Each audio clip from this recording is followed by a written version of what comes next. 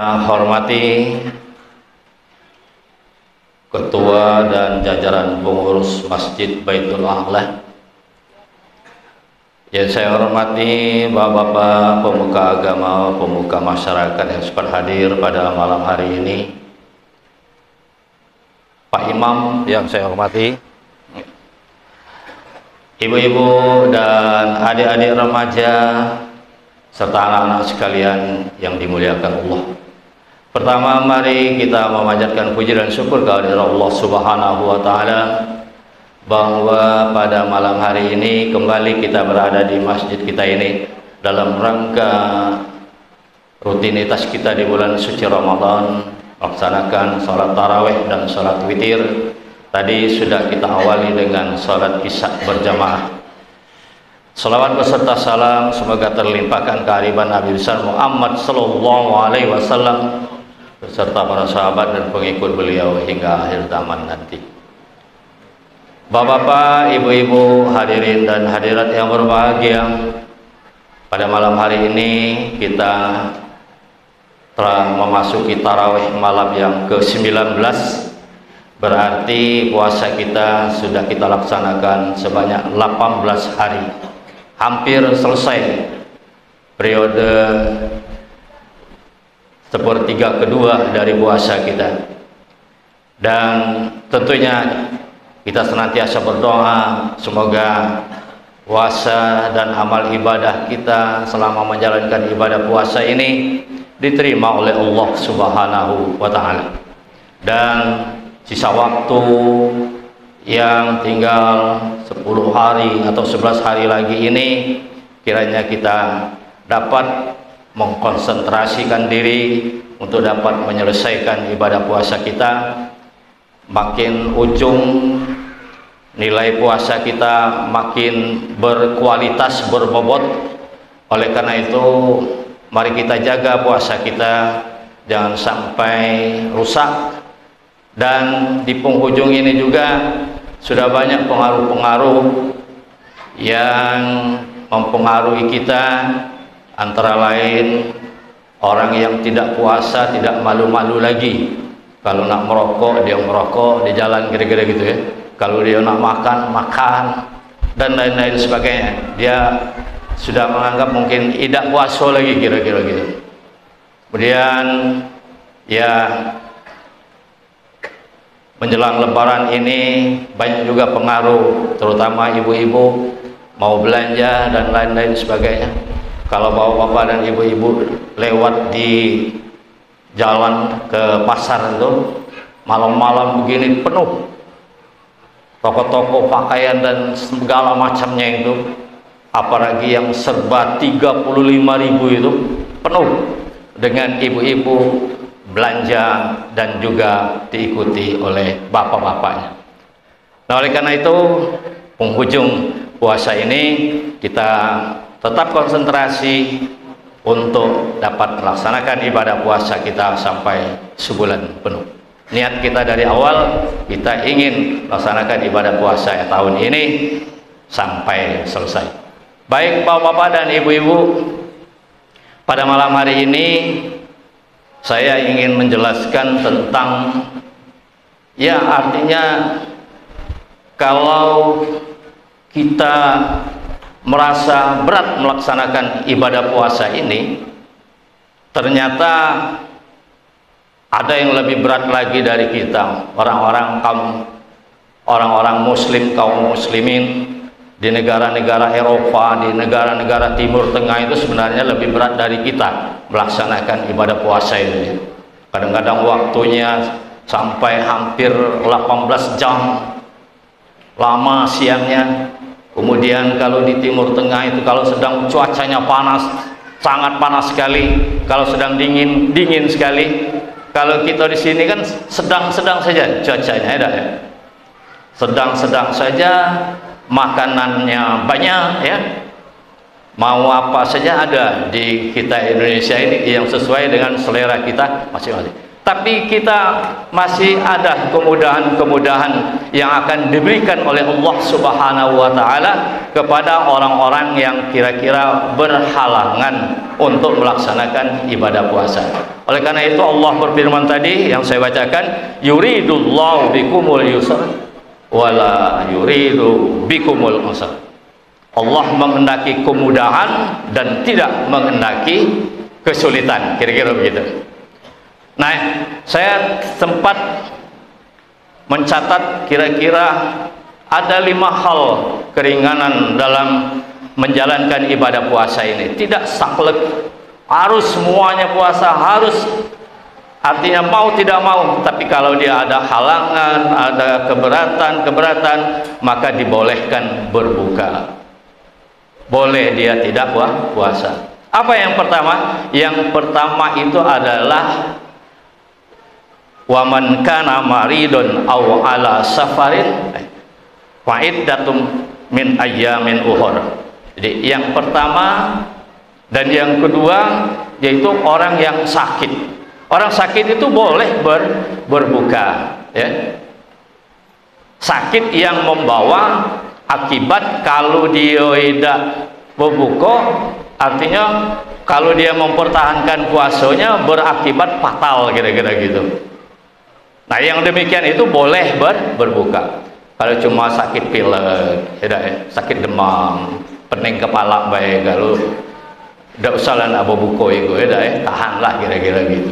Tapi kalau sakitnya itulah sudah memberatkan, lah sudah artinya itu kritis, kira-kira gitu. Kalau dia udah membuka laju ya, itu dibolehkan oleh agama untuk tidak berpuasa.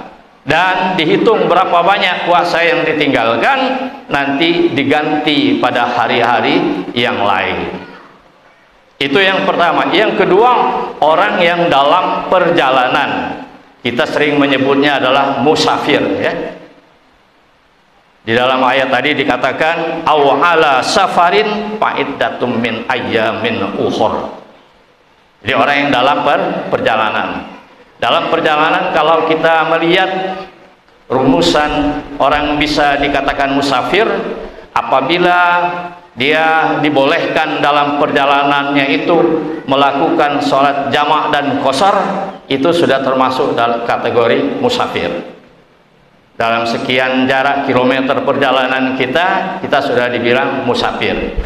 Tapi ada juga di zaman sekarang ini, walaupun jaraknya jauh, kalau perjalanannya itu ringan, misal kita mau ke Jakarta, kita pakai pesawat terbang dari Linggau, kan udah bisa sekarang, pakai pesawat.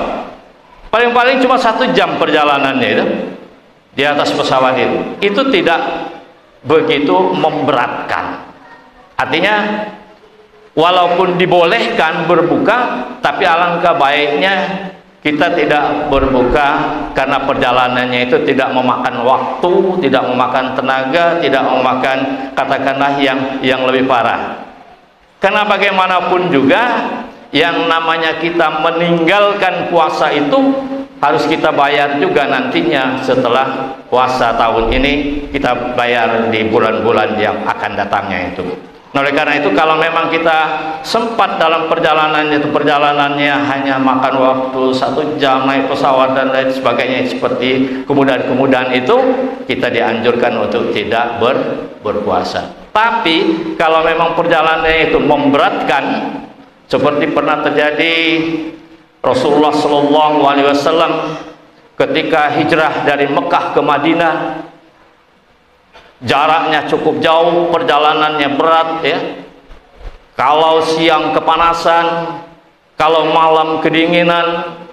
Di sana gurun pasir, yang sudah umroh, sudah naik haji pasti tahu itu perjalanan hijrah Nabi itu antara Mekah dan Madinah itu. Begitu jauh, begitu banyak melelahkan. Lemak kalau dari kita Linggau ke Palembang nih banyak ketemu dusun-dusun. Tapi kalau di sana itu jarang sekali ketemu dusun-dusun itu, apalagi zaman Nabi besar Muhammad Sallallahu Alaihi Wasallam dulu.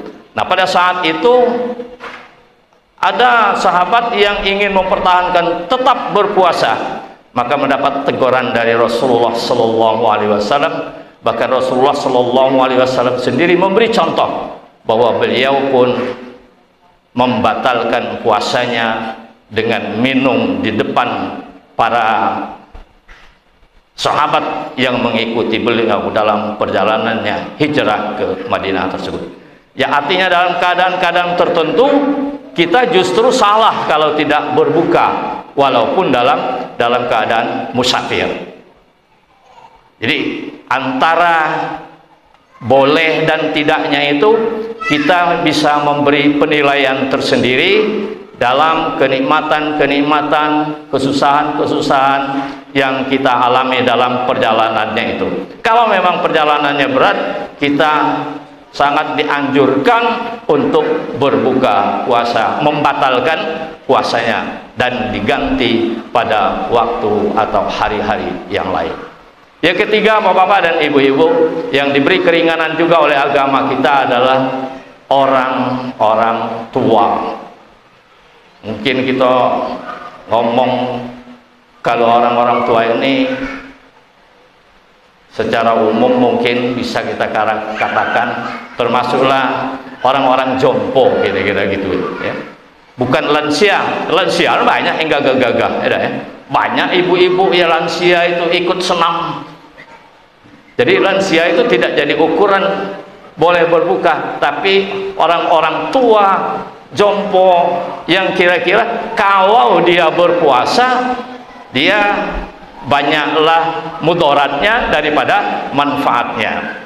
Nah, orang-orang tua ini dianjurkan kalau dia tidak mampu melaksanakan ibadah puasanya atau dia mudaratnya lebih besar kalau dia menjalankan ibadah puasanya, dia dibolehkan berbuka, tapi dia membayar fidyah. Membayar fidyah, memberi makan fakir miskin ya. Satu hari ya yang ditinggalkan kita berikan fidyah untuk memberikan kepada fakir miskin.